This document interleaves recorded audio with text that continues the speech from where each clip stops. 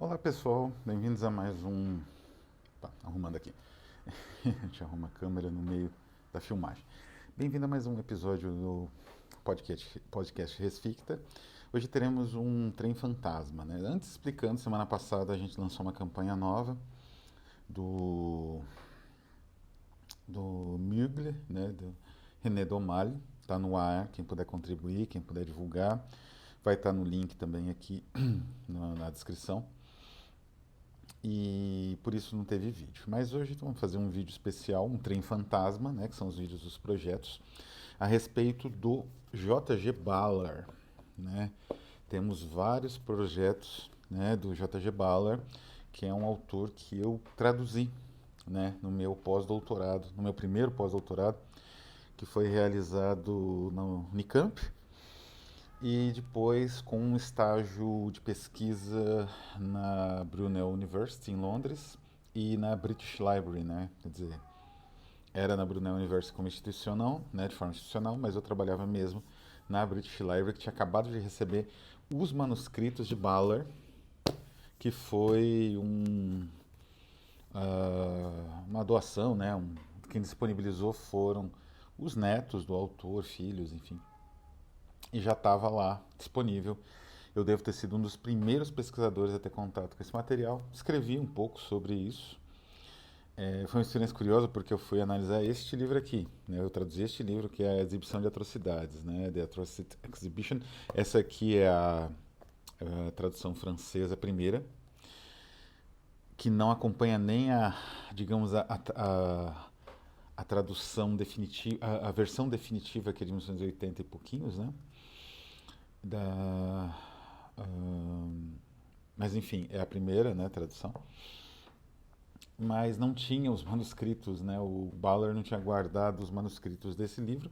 Contudo, tinha muitas experimentações dele da época e muito material de documentação realmente importantíssimo e instigante ao extremo, né? Que é aquele material que você tem contato com, de certa forma, a realidade histórica através da realidade daquele escritor, que é algo às vezes muito único, né? Às vezes só que você tem a sorte de topar com isso. Eu topei algumas vezes trabalhando com o Infranoir por conta de um colecionador que me disponibilizou. Agora estou trabalhando num projeto ultra secreto, né, de uma escritora falecida já, que cometeu suicídio, dos grandes promessas, grande mesmo, que ela escreveu, está muito acima da literatura mundial normal do fantástico e de outros gêneros parecidos. Mas voltando a Boller, o meu projeto, né, o projeto que eu tenho de proposta, é a tradução, justamente. Já comentei sobre o processo de tradução num vídeo que eu vou deixar o link, né, na descrição, do Conversa de Tradução, que é outra playlist aqui do canal. A gente tem várias, né? É importante vocês darem uma olhada, sempre tem um monte tem mais de 200 vídeos.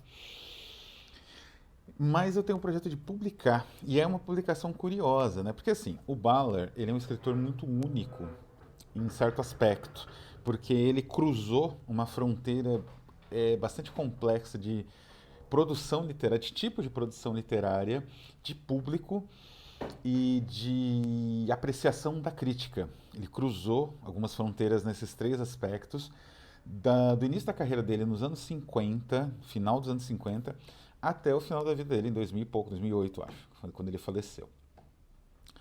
2008, 2009, né? Tanto que quando eu fiz o estágio em Londres foi em 2012, né? Por isso que eu falei que fui um dos primeiros. Tinha acabado um ano, acho que nem isso, da biblioteca do British Library receber os documentos, né, da família. Enfim, e qual foram essas fases, né? A ficção científica, especialmente britânica, ela tem alguns aspectos interessantes, né? O H.G. Wells foi o grande precursor de toda a ficção científica e especulativa, estando aí bem umas 5, 6 décadas à frente do seu tempo, até mais, quando ele escreveu boa parte da ficção dele. E isso marcou muito a ficção científica mundial, a ficção pulp, e mesmo o terror.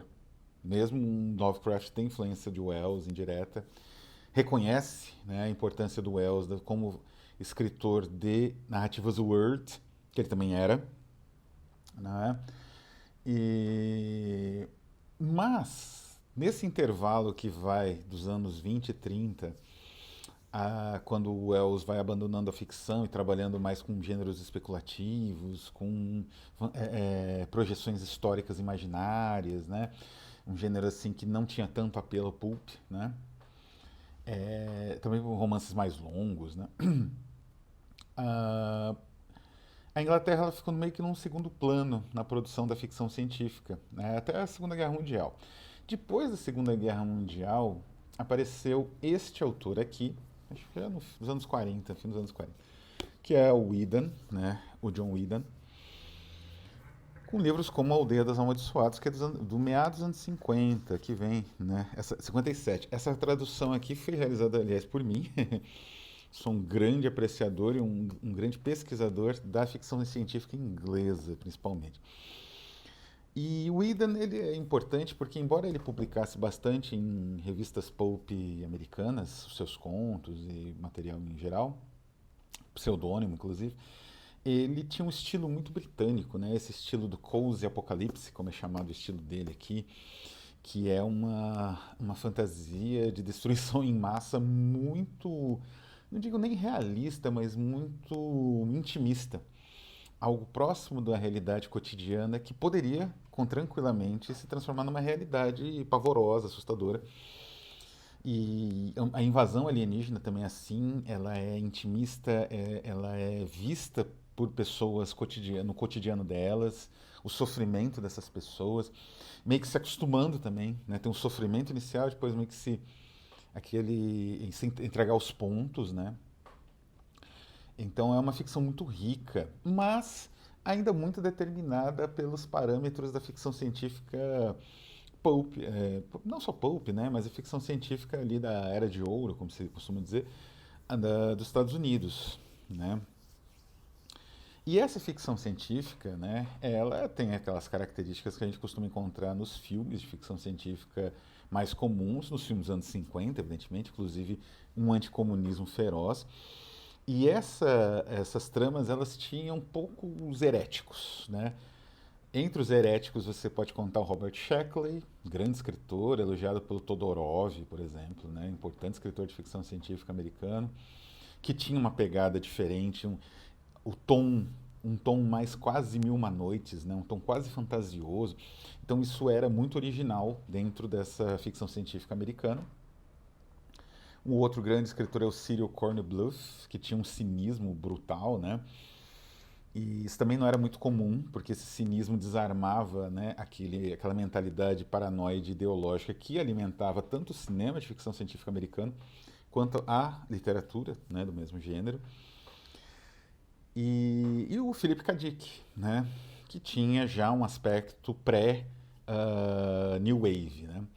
O Ballard, ele começa a escrever ainda influenciado por esse autor aqui e por outro que também escreveu mais ou menos na mesma época o seu clássico, né, que é O Senhor das Moscas, que é o William Golding. O William Golding é um escritor que marcou muita geração do Ballard, ele é um pouco mais velho, ele seria da geração do Orwell, que morreu em 48, né, 49, início dos anos, né, finalzinho dos anos 40, então o Golding ele é dessa mesma geração do Orwell e ele é um sujeito mais conservador. Ele é muito criticado por isso até. Inclusive, O Senhor das Moscas parece uma atualização das teses do Thomas Hobbes em formato de romance. Mas isso era interessante, porque isso se comunicava até com a visão de ficção do próprio Wells, que também não necessariamente, digamos assim, sancionaria essas ideias do Golding, mas tinha uma visão de ficção científica mais filosófica quase, né? Então Golding também era uma influência grande, mas como eu disse, era um escritor que logo pendeu para o mainstream literário, né, das premiações. Ele ganhou, se não me engano, ganhou o prêmio Nobel, o Golding, nos anos 80, né? Atualmente ele é cancelado, mas ele é um autor ainda muito relevante, óbvio, né? O Senhor das Moscas é um romance excepcional, mas tem esse aspecto conservador que costuma ser bastante criticado. E o Ballard, ele vai surgir nesse horizonte dessas duas obras, né? A obra do Whedon começa no início dos anos 50, quase no final dos anos 40, né? Ele lutou na Segunda Guerra, o Golden também lutou, né? Uma geração antes do Ballard, que era criança na Segunda Guerra. E ele surge bem jovem, já escrevendo, do Wind of Nowhere, né? E ele vai ter esse impacto dessas obras, né? Tanto O Senhor das Moscas quanto a obra do John Wyndham. E como outros autores do período, né? Michael Moorcock, né? Nos Estados Unidos o Thomas M. Ditch, todos são da mesma época e todos são excepcionais e poucos traduzidos.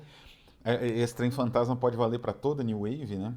Todos esses autores foram pouquíssimo traduzidos no Brasil, que é um pecado, né? Porque são autores excepcionais.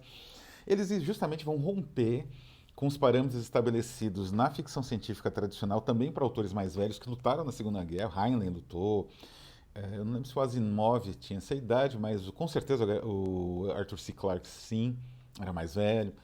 Eles vão romper com esses autores um pouco mais velhos, até ainda que ainda estavam trabalhando, né, em ação, e eles vão propor uma outra maneira, né, de compor ficção científica, também já com o impacto de uma ficção científica internacionalizada, né, as primeiras obras de Stanislaw Lem, inclusive por conta da adaptação cinematográfica de Tarkovsky, né, de Soliares, começavam a chegar entre o final, meados para o final dos anos 60 em inglês. As obras do grande, né, dupla de irmãos ali, os Strugatsky, que iam chegar um pouquinho depois, 72, né, também teve impacto dos filmes do Tarkovsky, o Espelho não, o Sacrifício, né, tem o roteiro do Strugatsky, e ele adaptou o Stalker, né, que é o piquenique da estrada, né. Enfim, então a New Wave ela rompe, né, com essa visão mais consolidada de ficção científica, embora não com essência, né? A ficção científica eu costumo seguir a definição muito boa dada pela Kingsley Amis, que era um autor também ligado à New Wave, embora não fosse bem de ficção científica, escreveu um ensaio sobre o tema e sobre o aspecto histórico do desenvolvimento da ficção científica, com autores jovens, né, já Demon Knight, etc. E ele comenta justamente, e é o título do ensaio, que a ficção científica é a composição de novos mapas do inferno, né? New Maps of Hell. A New Wave não rompe com isso, não tem um otimismo, né? Aquilo que você encontra às vezes numa ficção científica do leste europeu, mas, nem sempre, porque em geral também a ficção científica também é cínica e pessimista, mas eles rompem com certos aspectos mais conservadores, vão buscar mais um espaço interior. O Ballard vai cunhar esse termo de espaço interior, que é, digamos, o que ele busca nos romances, e isso vai pegar bastante, né? Brian Aldiss, né, também é um autor importante desse período. Então temos vários autores pouco conhecidos no Brasil, pouquíssimo traduzidos, o que é uma pena. Aqui, por exemplo, a própria ficção científica interior, essa foi lançada pela Diário Macabro, né? Então veja que é uma editora independente que teve que correr atrás, né, de uma obra de importância capital, adaptada pelo menos duas vezes ao cinema, com duas grandes adaptações bem influentes, né? O Ballard, então, ele vai nessa direção do espaço interior e ele vai compor algumas obras sensacionais, como eu já comentei, então, na tradução, o Exibição de Atrocidades, essa edição da Champ Libre é sensacional. Chute Libre, né? Champ Libre é o nome da editora, Chute Libre é o nome da Chute Libre é o nome da coleção, que é uma coleção de ficção científica sempre com essas capas assim, com eróticas. Aqui é totalmente justificado, porque afinal o livro do Ballard tem bastante desses elementos. Já comentei aqui, então não vou me repetir muito, vou dizer que o projeto é necessário e é uma edição difícil de traduzir por vários motivos. Eu tenho a tradução da edição original, igual essa edição francesa. A edição original, ela, digamos assim, não tem alguns capítulos, né? Por exemplo, essa edição aqui, que foi publicada em 76, né, original, eu acho que ela não tem o último capítulo. Não, tem. O assassinato de John Fitzgerald Kennedy, né? Como uma corrida de bicicleta. Ele tem. Não, não, não tem. Aqui termina no último capítulo sobre Napalm e não sei o que das coisas, que era o título original. Então não tem uma série de materiais que o Ballard vai incluir numa edição reimaginada da Research, essa editora relançou, em 1980, se não me engano, no início dos anos 80. Então, aí ele vai fazer notas, longas notas para cada capítulo, vai ter uma série de. Tem um capítulo extra, pelo menos, tem uma série de edições que não tem nessa edição.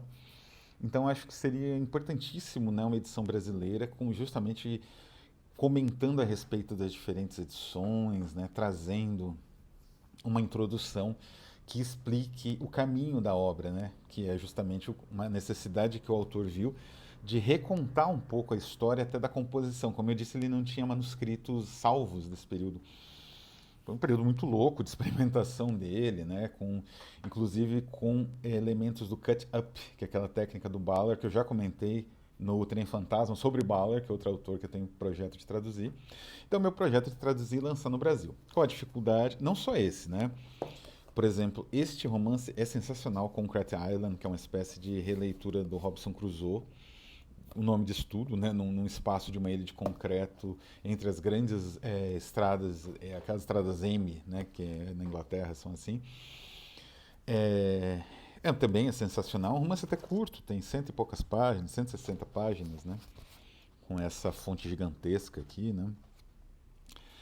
E o terceiro, que eu considero que é importantíssimo tradução, né, todos dessa fase do Ballard, né, que é um pouco ignorada, que é o Unlimited Dream Company, que é de 79.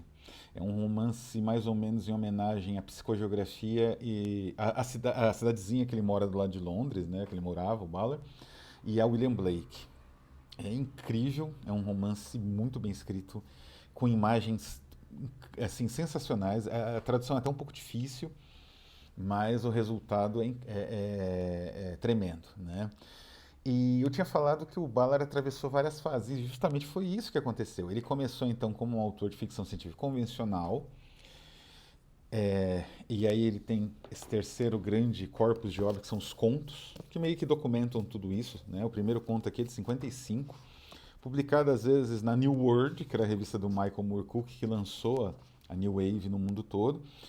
Aqui é o New Words, já em 56, né, já existia a revista, mas ainda não era editor o Michael Moorcock, porque daí com o Michael Moorcock teria a virada na direção da New Wave, desses autores mais experimentais. Então, tem vários aqui dos anos 50, início dos anos 60, e alguns que já começam a mudar, né, do tipo No Wakes in the Sea, Joconda of the Twilight Noon, que é bem famoso, Day of Forever, né? São vários contos, muitos deles, The Dead Time, que também é bem conhecido, Dead Astronauts com Sete Angels, isso aqui influenciou, essa ideia influenciou com Sete Angels, até, acho que é um título de um conto, de um trabalho do Warren Ellis, né? Muito influenciado pelo Ballard. Então, temos então pelo menos esses três materiais, quatro, né, materiais possíveis de tradução. Mas qual o problema do Ballard? E é um problema que realmente necessita de um auxílio editorial que a Rafus talvez pode ser consiga com alguma ajuda, que é o seguinte, o Ballard então começou trabalhando com uma ficção científica mais convencional, depois ele foi para esse campo hiper experimental, inspirado no Nouveau Roman francês, inspirado em Burroughs e nos beats americanos, enfim, com uma série de influências na literatura de ficção científica soviética, japonesa. E depois que ele passou uma década nessa experimentação, que seria entre o Unlimited Dream Company e o Atrocities Exhibition, né? As duas fronteiras, ele começou a fazer uma ficção muito boa, mas mais autobiográfica, uma autoficção. Né? Ele meio que entrou um pouco no mainstream. Eu acho até que ele foi cotado para ganhar o prêmio Nobel algumas vezes antes de falecer.